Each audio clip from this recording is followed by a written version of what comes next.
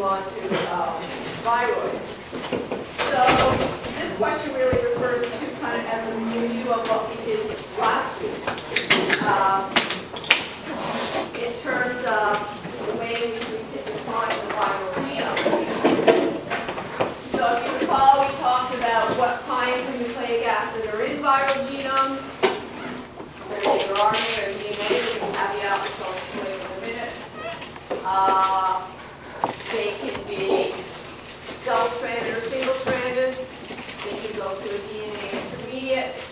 And really, the genome is what ends up packaged into the capsid, which is the protein coat that surrounds the virus. And then some viruses, in addition, they have an envelope. So if we were to ask the question in the viral genome, and given these variety of possible answers, A refers to the type of nucleic acid molecule found in the virion. So is that how we define the viral genome? The nucleic acid is packaged in the virion? Yes or no? Christopher, yes? The virion is a viral particle. So is option 1 refers to the type of nucleic acid molecule found in the virion? Is that how we define the genome of a virus? Yes. So who is for yes? Refers to the type of nucleic acid that is packaged into the capsid after replication. So do all viral genomes get put into a capsid? Do all viruses have a capsid? Yes. Not all viruses have an envelope. So option B is correct. Refers to the type of nucleic acid present in intermediates of viral replication. So does it package intermediates? No, it does not. So therefore, both A and B are correct. C is not correct. And again, I remind you, these are multiple choice questions that either with slight variations or identical could appear in your midterm and final. I'm giving you examples of multiple choice questions so you have an idea of the way in which I ask multiple choice questions. All right. So we talked about genomes, we talked about morphologies, what type of capsid it could have, whether it has an envelope or not. Another criteria for classifying viruses is the host range or the host specificity. So generally, most viruses have a very specific host range. So they either affect animals, they affect a plant, a fungus, a bacteria. Within that, then, we can have it even subdivided further. So there are certain viruses that will only affect humans, others that will only affect monkey or swine or bird, and there's others that have the ability to sort of cross species, but not kingdoms. So if it's an animal virus, it's never going to infect a plant. If it's a plant virus, it's not going to infect you. So there's no known evidence that viruses can cross kingdoms. Now the other important point we have to consider is how does the virus actually get into the host? So it can do it via a vector. So in terms of epidemiology of disease, a vector is defined as a living organism. So oftentimes the viral vector, i.e. the organism that's carrying the virus and actually resulting in a movement often between species. So the classic example would be moving between a bird and a human via a mosquito bite is through insects. So it's a transfer of effective agents between hosts. And of course, the example I just gave you was a classic example of the West Nile virus. It's an arthropodoid viral disease. So the bird has a disease, they die of the disease. The insect just happens to bite the bird, draw some blood, and then when it goes ahead and bites you, it transfers the virus to you. Okay. So the mosquito itself is not affected by the virus. The bird and the human is, or other animals. And it's specifically through the Culex mosquitoes. So the Culex mosquitoes are found predominantly in North America, in places like Ontario. So this is a classic example of a vector-driven disease, where an intermediate organism carries the virus from one organism to another. You can also have viruses move directly from another host. So a classic example would be the hantavirus that you often have trouble with if you go to the States in into the mid-central region of the U.S. The hantavirus transfers between rodents and humans, and generally it's specifically through feces. So if you happen to be camping in an area that has rodent feces, you easily can pick up the virus. Another classic example is HIV, which has the ability to move between primates and humans. So what determines then host specificity? How does a virus get into a host? It's going to be based on the cell surface receptor that's present on the host. Okay. So you may come in contact with all sorts of animal viruses, you do, but large numbers of them that have no ability to affect humans cause you no problem because you don't have the correct receptors. Same with plant viruses. You come in contact with them on a regular basis, but you do not have the right receptors on your cell surface to allow that virus entry. So first and foremost, a virus has to be able to attach, scientifically called adsorb, and then we need a mechanism for viral entry, i.e. how is that viral DNA going to get into the cell? Is the genetic material going to be injected? Is the entire viral particle going to be taken into the cell by endocytosis, which we'll talk about? And then once it's entered the cell has to be able to support the growth. So it needs to have the right protein machinery and replication machinery in order for that virus to make proteins, to replicate its genome, and to be packaged back up. So if we think about the kinds of steps that can occur during a viral infection, we start with the virion, the viral particle. It infects a host cell. So this side of the pathway is the one you think about the most, especially this side, which is the virus enters the host cell by its appropriate receptors.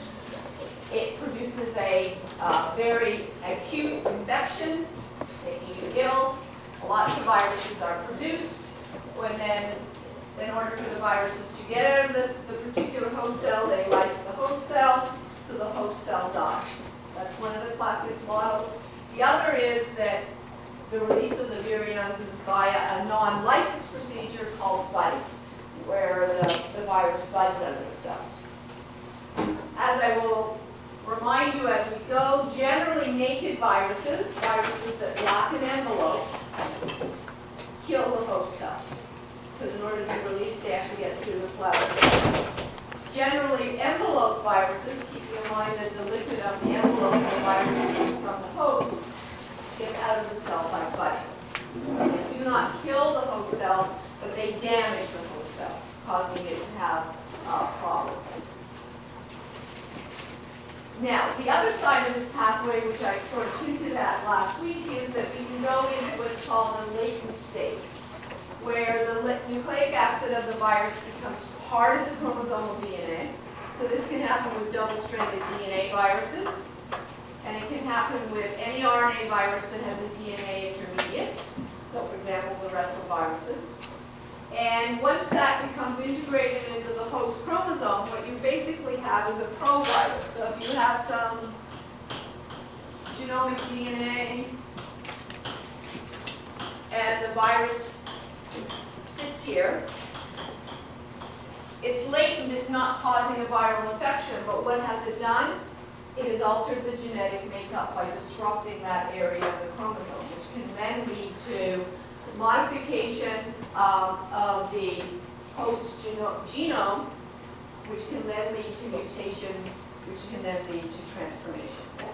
Does it only attach in specific areas, or just randomly? Most viruses tend to randomly integrate into the host chromosome, so they can go in different places. So they may end up in a place that's not highly problematic, or they may end up in a place that becomes highly problematic. They may disrupt the expression of the protein.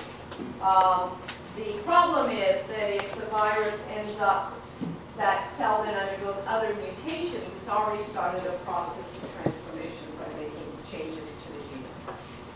So these mutations if it's followed by a number of other mutations, because remember, cancer is never a single mutation or a single alteration, it can ultimately lead to a transformed cell state, which can lead to cancer. So if we then think about the ways in which a virus can do its business, here again is our cell with the virus that's attached. So again, the classic way we think of a viral infection is the virus enters the cell, with these black dots, it replicates, and then it gets out of the cell either by lysis or by budding, and we have the acute infection. And the symptoms you tend to get with these viral infections, take your common cold, it attacks the nasopharynx area, so your sneezing, your coughing, your runny eyes is due to damage to your mucous membranes. That's where the virus is replicated. Okay. So this is what we think of as a classic viral infection. But what can happen if the virus multiplies is it can multiply in very low amounts, and there can be a very slow release without cell death. So you can end up with a chronic viral infection like hepatitis B or hepatitis C, which are chronic viral infections, which will ultimately cause damage to your liver because the cells will continue to be damaged and can then ultimately lead to transformation to a cancerous state. We can also have a scenario where the virus enters the cell and either causes an acute infection, then goes to sleep, but the virus remains in cells, hiding. Okay. And then what it can do is, usually due to some kind of stress, it moves from the latent stage back into an acute phase. So a classic example of that you see now advertised is for shingles, which is the latent version of chickenpox. Another classic example of a latent infection, by the way, is cold sores, herpes simplex viruses that cause cold sores. And why are cold sores called cold sores? Because they tend to emerge when you have a cold.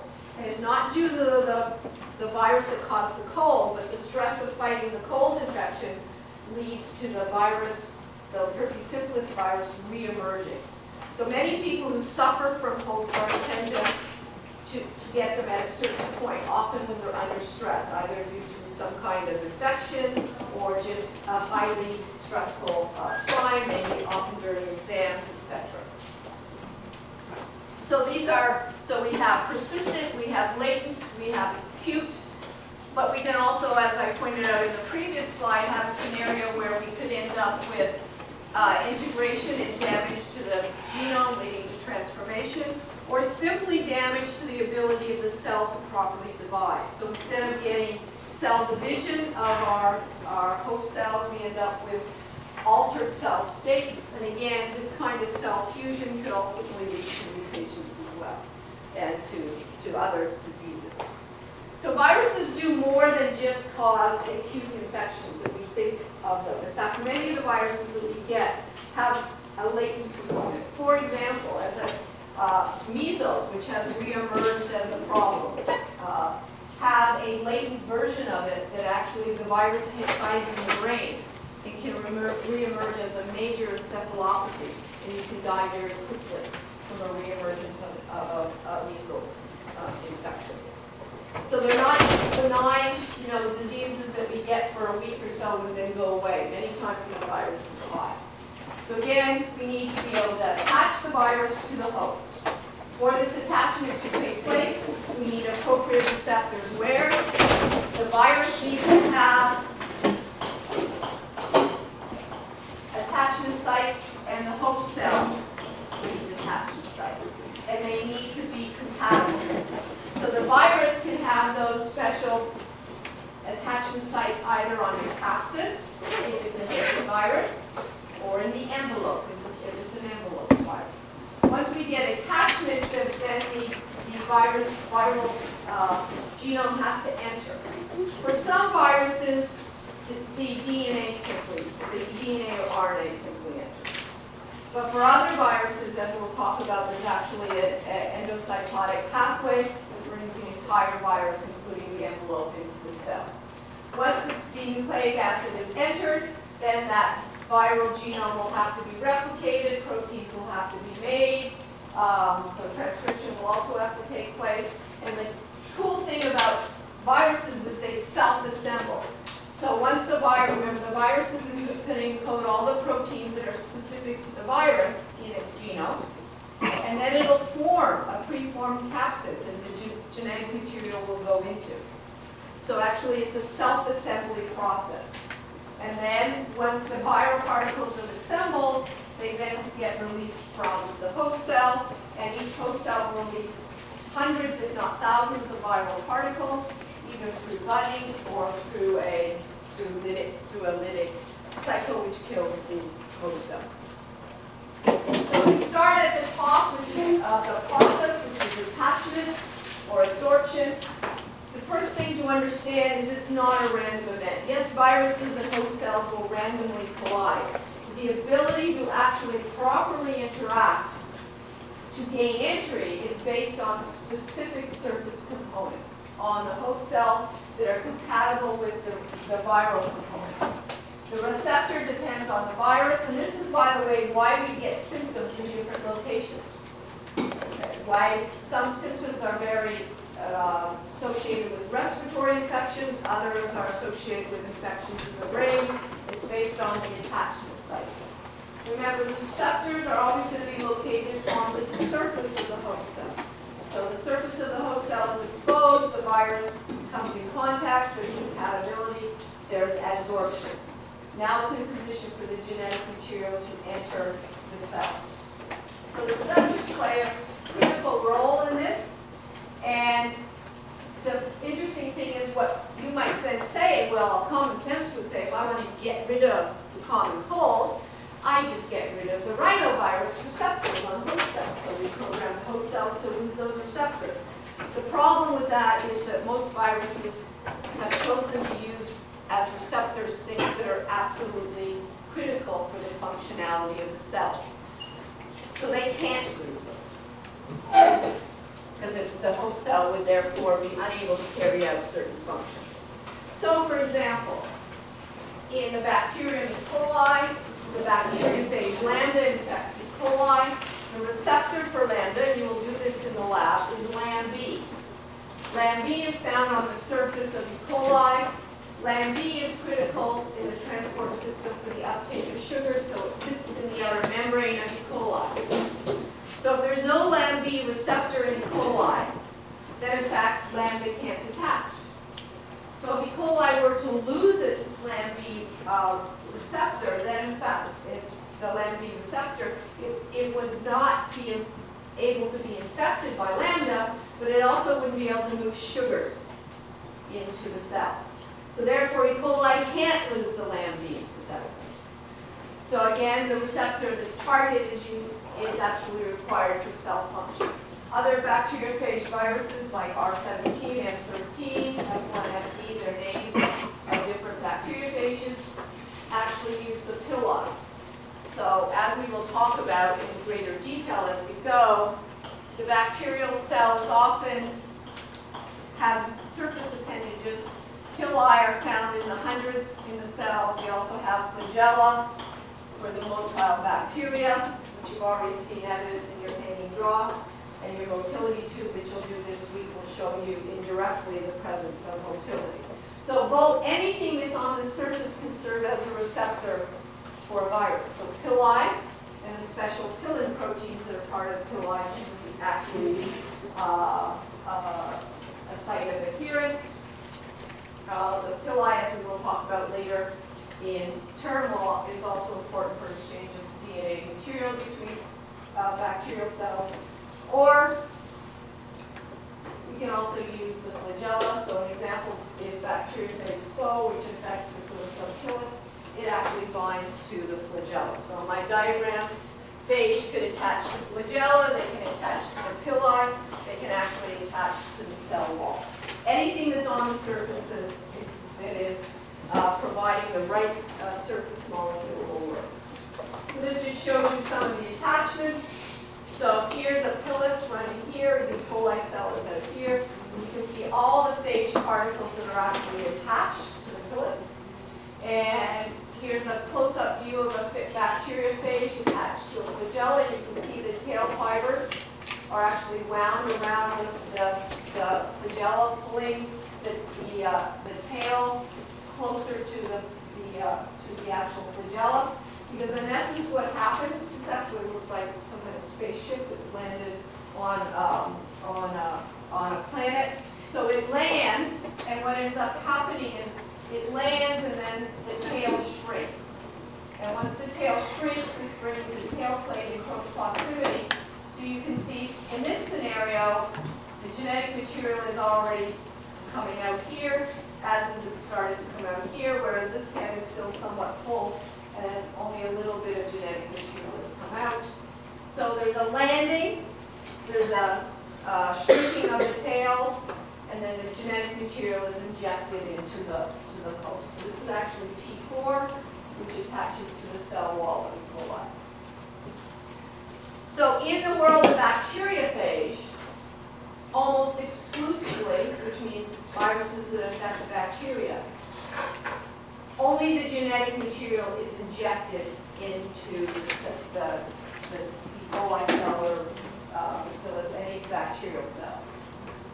There is no entrance of the actual phage particle. This is different from animal cells where we often see endocytosis taking place. All right, so again, we are dependent on the receptor on the host and the particular spikes that are specific to the virus, and those spikes are either on the capsid itself if it's a naked virus, or the spikes are embedded in the envelope if it's an envelope virus. So again, what's on the surface of the virus is recognized by what's on the surface of the host. So if we take some classic viruses that hopefully you've heard about before and think about their host receptors, you can start to see why we get certain symptoms. So if we take poliovirus, its receptor on the host is a specific glycoprotein called a glycoprotein intercellular adhesin molecule, shortened to ICAM. It's located on the human nasopharynx region, gut, and spinal cord. Hence why polio had such a major effect on both respiratory problems as well as issues with functioning of the spinal cord. So many people had to be put into iron lungs with the outbreak of polio in the 50s and early 60s. And they lived in these iron lungs till the virus had moved away. And then very often polio can reemerge as from a latent infection to cause neurological damage. So our previous Lieutenant Governor of Ontario, David Onley, and we now see him here because he lectures here. He rides around on a scooter. He rides around on a scooter because he had a secondary attack of polio. He had polio as a child. He fully recovered. He was, if you know your TV trivia, he worked for City TV. He was fine. He wandered around, and then he had no problem with locomotion, and then suddenly, I think in his 40s, he had a reemergence of polio, and now he has issues with functionality of his spinal cord and why he's on a scooter. Rhinovirus, the common cold, has an ICAM, and you're going to notice a trend. Almost all of the proteins that viruses interact with on the host are glycosylated because most of the proteins we find on the external surface of host cells are glycosylated. So rhinovirus attaches to these ICAMs specifically in the nasopharynx and respiratory epithelium. Hence why the common cold really doesn't move away from classic coughing, sneezing, runny eyes, sore ears, hardly any fever, because that's where the virus is doing all its damage.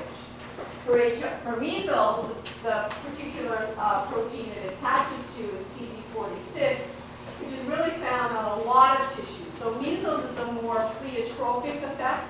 It has a lot of different symptoms associated with it. HIV specifically targets the CD4 protein that's found on CD4 plus leukocytes, which are a specific subgroup of white blood cells.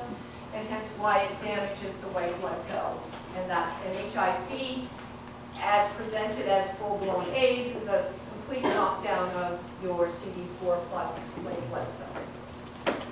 Rabies, for example, binds to the acetylcholine receptor in the neuronal plasma membrane. What are the symptoms of rabies? Sorry? Okay, so strange change in behavior, aggression, Foaming at the mouth, foaming at the mouth, yes. and hydrophobia. Okay.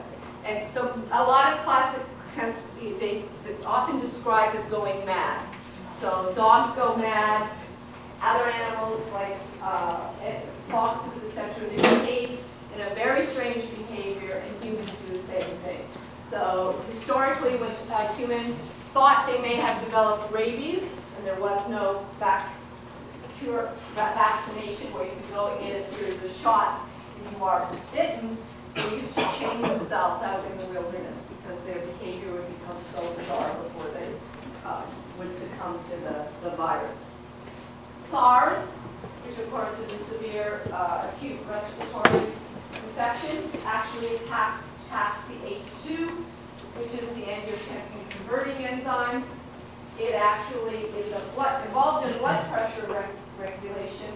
So basically this protein is a spike protein that will cause the lungs to suddenly start to leak liquid. Okay, so basically what happens is the people basically drown because their lungs suddenly fill with water. Influenza, hemagglutinin is one of those spikes on influenza, which we'll talk about in detail, contains receptor binding site for procyclic acid residues, which are again found on glucans on a variety of cells in a host cell. So again, host range is greatly impacted by the presence of the specific receptor, and you can almost determine by the symptoms the virus causes whether or not it's a very specific receptor or more of a generalized receptor. The advantage to this is that we can actually make use of viruses. So much of the ability to do gene therapy using viruses basically makes use of the tissue specificity, which we'll talk about. So we can alter the genome of the virus and have it bring a gene that's defective in a particular host, but use the tissue specificity. The virus can be used to actually take therapeutic genes or therapeutic drugs to a particular location in a host cell. All right, so this is your first critical thinking question. We have a couple in this lecture. So get yourselves into groups of 3 or 4s and think about this question. And give it a shot. I haven't actually formally answered it. Think about